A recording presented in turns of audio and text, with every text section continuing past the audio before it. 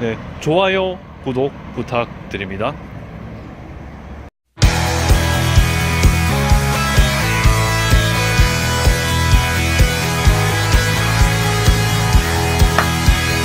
자, 사랑하는 비즈니스 TV 시청자 여러분. 네, 오늘도 역시 노트북으로 찾아뵙게 되었습니다. 좀 양해를 부탁드릴게요. 자, 오늘은요, 어떤 걸 할 거냐면은, 한글에 대한 영화를 최근 했잖아요. 2019년을 밝히는 영화였는데요. 요것을 바로 우리는 말모이라는 영화로 접하게 되고 있습니다. 지금도 꽤 흥행하고 있고요. 요것은 우리나라의 시초가 되는 언어인 한글을 지금 말씀을 드리는 부분입니다. 자, 그래서 제가 준비했습니다. 역사의식을 가지고 가져왔는데요. 과연 이 말모이는 어떠한 배경에서 이러한 활동을 했는지 좀 뿌리를 보고자 말씀을 드리려고 합니다. 자, 그래서 지금 먼저 적어놨죠. 대한제국 해놨는데요. 일제강점기 직전 시기라고 보시면 될 것 같습니다. 자, 한글을 지키기 위해서 어떤 단체가 활동했고 어떤 사람들이 움직였는지를 좀 소개를 할게요. 자, 먼저 대한제국 시대 때 1906년부터 말씀을 드릴 것 같습니다. 지금으로부터 약 110년쯤 전의 시기죠. 이때 활동했던 인물이 누가 있냐면요. 주시경을 절대 빼놓을 수가 없습니다. 주시경이란 인물, 근대 국어학자로도 우리가 잘 알고 있죠. 주시경은 여기서 어떤 활동을 하냐고요. 이런 책들을 만듭니다. 국어문법과 말의 소리를 만드는데요. 이때 당시에는 이게 또 획기적인 책이죠. 문법 체계를 확립하고 그 다음에 발음하는 방법까지 좀 통일시키는 아주 중요한 역할을 했다는 것입니다. 요거는 사실 똑똑해야 할 수 있지 않습니까? 그런 면에서 주시경도 역시 대단하다 볼 수 있고요. 그 다음에 1907년쯤 되면요. 국가에서 직접 한글을 연구하는 기관을 만듭니다. 이것을 바로 국문연구소라고 하는데요. 아마 여러분도 이 국문연구소는 한국사를 공부하신 분들이라면 아마 접해보셨을 거라고 생각합니다. 국문연구소 활동했던 게 있죠. 자, 이 국문연구소에서 했던 것들이 역시 이런 것과 다 많이 다르지 않습니다. 언어 체계 정리했다는 거, 그런 것들이 있다는 걸 좀 볼 수 있고요. 자, 그 다음 해에도 좀 눈여겨볼 사건이 벌어지거든요. 자, 요때가 되면 또 어떤 단체가 만들어지냐면은 바로 한글 학회가 만들어집니다. 한글 학회는 역시 민간에서 만든 단체이긴 한데 요 둘 다 공통점이 있어요. 둘 다 주시경이라는 분이 적혀있죠. 활동을 열심히 하셨습니다. 둘 다 공통점이에요. 자, 요거는 사실 일제강점기가 된 이후에도 활동을 했지만 몇 번 이름이 바뀌었습니다. 근데 결국 언제까지 가냐면요. 1917년까지 활동을 하다가 문을 닫아버립니다. 물론 지금 이것을 본받아서 한글학회가 다시 독립된 다음에 만들어지긴 합니다만 여기까지는 설명을 해야 될 것 같아서요. 자, 그래서 한글학회까지 말씀을 드렸는데 이게 바로 근대 한글 연구의 시작이었다라고 볼 수 있겠습니다. 그 다음 말씀드릴게요.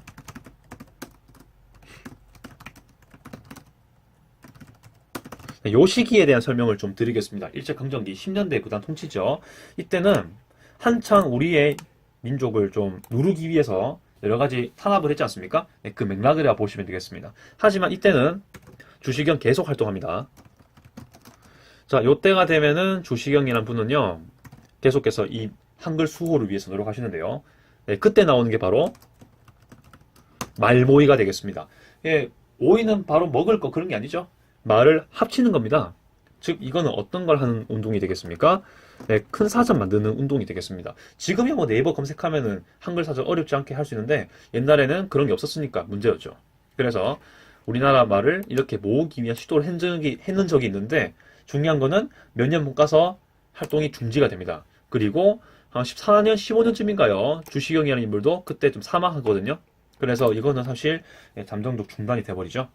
자, 그리고 또 10년대 활동을 좀 정리할 수 있고요. 그 다음에 20년대 민족 분열 통치기 때는 어떻게 이 활동이 개선되었는지 보겠습니다.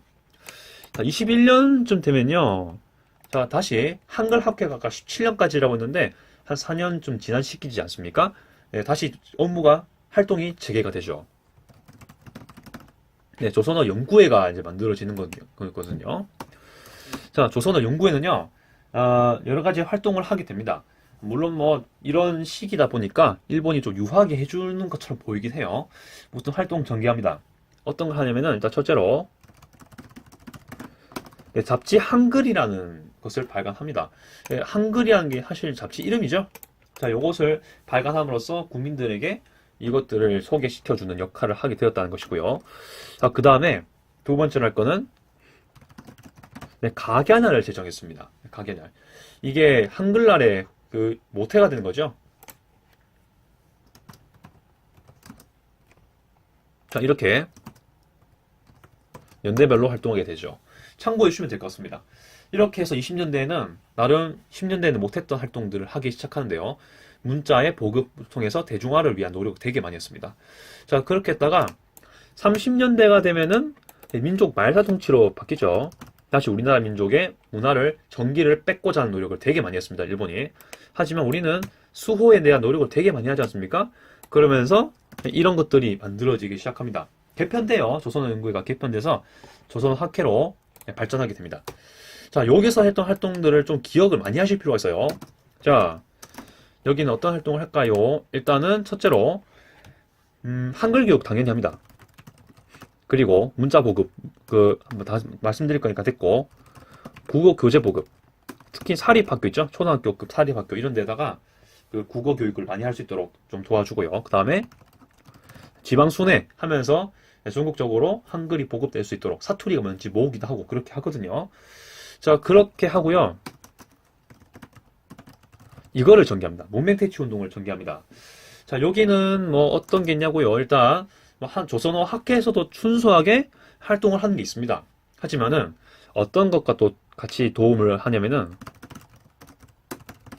이 두 신문과도 같이 도움을 하죠. 네, 조선일보에도 나름 문자보급 운동하시고 동아일보도 역시 분화로도 운동하는데요. 그런 것과 같이 도움을 주는 활동을 여러 가지 전개하죠. 자, 하지만 이것만으로는 부족하죠. 네, 일단 어떤 책 같은 게 만들어져야지 되지 않겠습니까? 뭐 방안이라든지. 그래서 네, 이게 참 중요합니다. 한글 맞춤법 통일안 제정하는 게 매우 중요하죠. 우리나라의 네, 공식적인 한글 제정하는 것들 이런 게 중요하다는 거죠. 여기는 어떤 것도 같이 포함되냐면요. 표준어 제정, 외래어, 표기법 이런 거. 네, 요 두 개도 같이 포함되어 있습니다. 같이 좀 참고해 주실 필요가 있겠죠. 예, 로마도 있긴 하고 또 여러 가지 우리나라 외래어가 많지 않습니까? 이런 것들을 어떻게 표시할 것인가 이거 정리한 겁니다. 당연히 맞춤법 관련돼 있을 거라는 건 여러분도 아시겠죠? 네, 이런 거 좀 볼 수 있겠습니다. 자, 이것도 있지만요. 좀 더 보충해서 말씀드리면은 29년에 시도하죠. 우리말 큰 사전 편찬을 시도합니다. 실제로. 그래서 영화 잠시 스포일하면은 다른 지역에 있는 사람들을 또 표현지도 보내고 그 사투리 쓴 사람들을 데리고 와서 이게 표준어인가 이런 거 논쟁하죠. 그러면서 사투리도 모으고 표준어 제정도 하고 이렇게 노력을 많이 하는 모습이 있습니다. 사실 팩트긴 해요. 네, 그런 것들을 시도한다는 건데 사실은 이거는 실패로 하게 됩니다. 물론 원고는 거의 뭐 많이 만들어졌습니다만. 자, 그리고 참고로 아까 맞춤법 통일안 있죠. 이거는 33년입니다. 참고로 하시면 될 것 같아요. 자, 그리고요. 영화에 아마 그 조선어 학회장이라고 해서 아마 윤계상이라는 잘생긴 인물이 나올 건데요. 사실 이분의 역할이 뭐 존재하긴 합니다. 근데 이름이 좀 다른 것 같아요. 네, 조선 학회장은요, 사실 주간이라고 해서 책임자라는 개념으로 살펴볼게요. 그렇게 된다면은 네, 주간은 사실 이국로라는 사람입니다. 이분 한글학자 및 정치인이거든요. 자, 이분은요, 좀 특이한 면이 있습니다. 당연히 뭐 국문학과 공부했을 거고 뭐 그렇게 보실 건데 아니거든요. 완전히 유학파 출신이에요. 자, 어떤 유학파냐고요? 물론 중국에서도 공부를 했지만 중요한 거는 네, 이쪽 출신입니다. 베를린 대학교 철학과 출신이거든요. 이분은 외국에서 공부를 특히 서양 동양 왔다 갔다 하면서 공부를 많이 하신 분인데 이런 분들이 돌아와서 사실 여기서 박사하면서 꽤 잘 살 수도 있거든요. 하지만 우리나라 민족을 위해서 우리나라 귀국한 다음에 여론 활동을 하셨다는 게 참 중요하죠. 네, 그런 부분입니다. 독립하시고도 계속해서 이런 활동을 하십니다. 그렇게 볼 수 있고요. 자, 이거는 네, 배경 지식입니다. 참고로 해주시면 될 것 같습니다. 자, 그렇게 된 다음에 자, 조선의 학회가 만들어지고 하지만 네, 조선어학회가 폐간되는 사건이 벌어지죠. 네, 조선어학회 사건이라 부르고요. 이때가 되면은 여기에 있었던 간부들이 대거 일본에 잡혀가는 사건이 벌어집니다. 이렇게 하면서 이때 이후로는 사실상 우리말 큰 사전도 원고가 뺏기고 그리고 활동이 중지되는 상태가 벌어지는 거죠. 이렇게 좀 서름이 있다가 30년대 이후 때 민족 말살 통치가 끝나게 되고 광복을 하죠. 예, 광복하죠. 자, 오케이, 좋습니다. 자, 광복 후가 되면요, 자, 이런 사건이 벌어집니다. 때는 1945년 9월 8일입니다. 아직 광복한 지 1개월도 안 된 상태죠. 근데 어떤 경비원이 우연히 경성역, 지금의 서울역이지 않습니까? 여기 있던 어떤 통운 회사가 있는데요. 여기에 있던 창고가 있습니다. 창고에서 우연히 문을 열어보니까 오잉? 우리말 큰 사전 원고가 발견됩니다. 이야, 정말 우연이 아닐 수 없습니다. 정말 대단한 사건이고요. 이거 덕분에 광복 직후에 생각보다 빠른 속도로 이게 연구가 되고 우리말 큰 사전 만드는 데 성공을 하게 되죠. 그 과정을 보겠습니다. 일단은 1947년에 그 1안이 만들어지는데요. 최종 2안까지 만들어지는 게 49년입니다. 거의 뭐 3, 4년 가서 다 완성이 되죠. 우리나라 정부 만들어진 후에 되는데요. 자, 이때가 되면은 조선말 큰 사전 완성 되고요. 플러스 요때가 되면은 왜 그때 그 1908년이라고 해서 그때 한글학회 만들었지 않습니까? 네. 그것도 계승하고 조선어 학회도 계승하는 겸 한글학회가 재창립되는 아주 영광스러운 일이 벌어진다. 이렇게 좀 볼 수 있겠죠. 자, 이러한 해프닝이 발생하게 됩니다. 자, 그러면 이럴 걸로 끝일까요? 아니요, no. 전쟁 끝나서 사실 이것만으로 완벽하지 않거든요. 여러 가지 표기법이라든지 또 좀 신경 써야 되는데 전쟁 때 잠시 이런 연구가 끊기다가 때는 57년입니다. 이승만 말기죠. 이때가 되면은 우리말 큰 사전이 완성이 되는 그런 일이 벌어지죠. 우리가 알고 있는 이 사전이요, 사실상 요때 거라고 보시면 될 것 같습니다. 자, 이렇게 해서요, 광복 직후라고 하긴 좀 애매하죠. 여기다가 뭐 이렇게 판단해야 되겠지만요, 그렇죠? 자, 이렇게 해서 우리나라 말이요, 이렇게 사라지는 과정이 되겠습니다. 사라지는 게 아니라 살아지는 거죠. 네, 그렇게 정리하시면 되겠습니다. 이후로는 계속 한글 학회의 활동으로 인해서 우리가 아주 큰 역할을 담당하고 있다는 것 볼 수 있겠습니다. 자, 이렇게 할 수 있고요. 대한민국 정부 초기 시기까지의 한글 보존 과정, 만들어지는 과정 좀 말씀을 드렸습니다. 네, 크나큰 노력이 필요했었죠. 자, 그래서 말씀을 드리는 건데 말보이는 한번 보시는 게 참 좋을 것 같습니다. 꽤 고증도 잘 돼 있고요. 하지만 인물들은 뭐 다 사실이라고 보긴 어렵습니다. 하지만 까막눈이를 하더라도 그래도 활동에 참여를 했을 수도 있겠죠. 뭐 이렇게 여러 가지 심부름도 하고 그렇게 했었을 거지만은 뭐 정확히 밝혀진 건 저도 잘 모르겠습니다. 네, 무튼 이렇게 좀 정리할 수 있고요. 자, 제가 저번에 한글날 영상을 찍은 적이 있는데요. 그것도 한번 참고해 보시면 좋을 것 같습니다. 자, 이렇게 좀 정리하고요. 자, 네, 마무리를 좀 지어야 될 것 같네요.